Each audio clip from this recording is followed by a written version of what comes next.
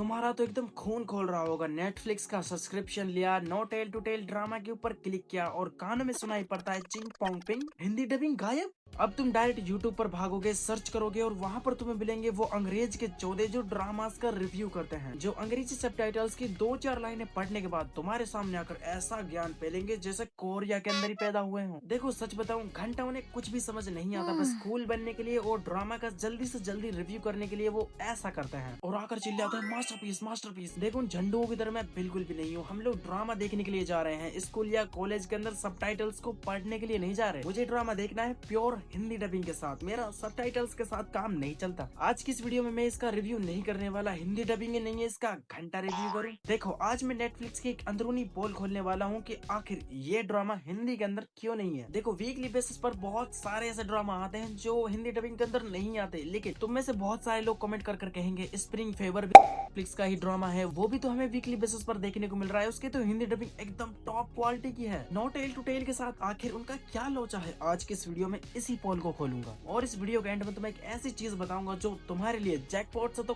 कम तो बिल्कुल भी नहीं। आखिर वो तारीख कौन सी है जब ये ड्रामा हिंदी में तुम्हारे कानों के अंदर रस घोलेगा। चलो जल्दी इसके इस लोचे को डिकोड करते हैं। सबसे पहले मैं तुम्हारे सबसे बड़ा कंफ्यूजन को दूर करता हूँ, वरना तुम कमेंट बॉक्स के अंदर एकदम रायता सा ही फैला दोगे। तुम्हारे दिमाग के अंदर होगा स्प्रिंग फेवर इसका ही ड्रामा है, वीकली बेसिस पर ये आ रहा है, हिंदी डबिंग के अंदर भी अवेलेबल है, तो नो टेल टू टेल के साथ आखिर क्या दुश्मनी है। फर्क है दोस्तों, बहुत बड़ा वाला फर्क है। ड्रामास हमेशा दो तरह के होते हैं, पहले से ही पका हुआ माल जैसे कि स्प्रिंग फेवर, इसकी शूटिंग एडिटिंग और फाइनल फाइल महीनों पहले ही रेडी थी।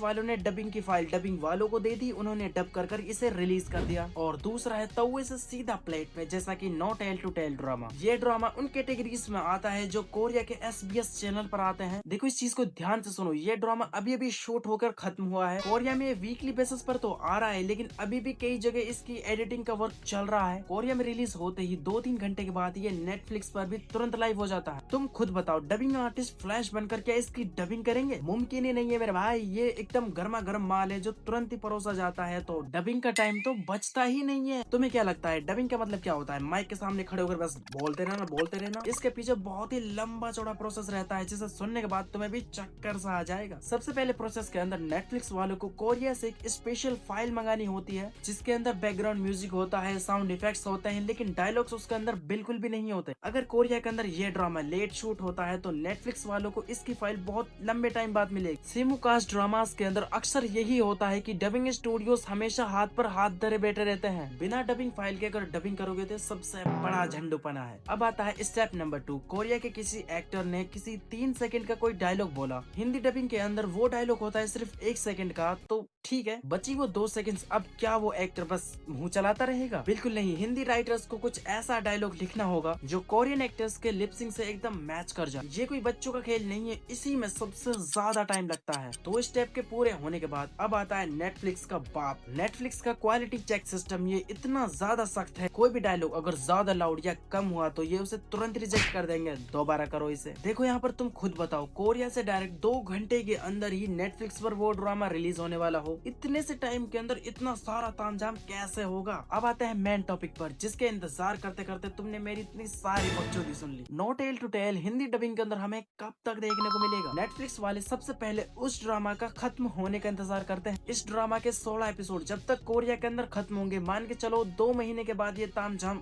हो जाएगा। इसके बाद नेटफ्लिक्स वालों के पास इसकी हिंदी डबिंग की फाइल भी आ जाएगी और यहाँ से होगा हिंदी डबिंग का असली खेल शुरू। मेरी प्रेडिक्शन अभी कभी डायरी के अंदर नोट कर लो, जिस दिन इस ड्रामा का लास्ट एपिसोड कोरिया के अंदर रिलीज होगा, उसी के बाद 45 से 50 दिनों के बाद ये ड्रामा तुम्हें नेटफ्लिक्स के ऊपर हिंदी में भी देखने को मिल जाएगा। अगर तुम भी उन अंग्रेजों की 14 में से एक हो जो सबटाइटल से काम चलाते हो तो जाओ देख लो। 4 लाइनों में से सिर्फ 1 लाइन तुम्हारे दिमाग के अंदर घुसेगी और 3 लाइनें एकदम फुर्र। उम्मीद है इस वीडियो को देखने के बाद यूट्यूब के सर्च इंजन में तुम उंगली करना तो शायद अब बंद कर दोगे। कमेंट करके बताओ, हिंदी डबिंग का तुम इंतजार करोगे या फिर अंग्रेजों के चौधे बनकर सबटाइटल से ही काम चलाओगे? टीम हिंदी डबिंग या टीम अंग्रेज, किसकी तरफ हो तुम? कमेंट में बताना। मैं तो पक्का हिंदी डबिंग वालों को वोट करूंगा। अगर तुम यहाँ तक पहुँच चुके हो तो वीडियो को लाइक कर देना, चैनल पर रहे हो तो चैनल को सब्सक्राइब भी कर लेना और हाँ, वीडियो को हाइप जरूर कर देना। ओके।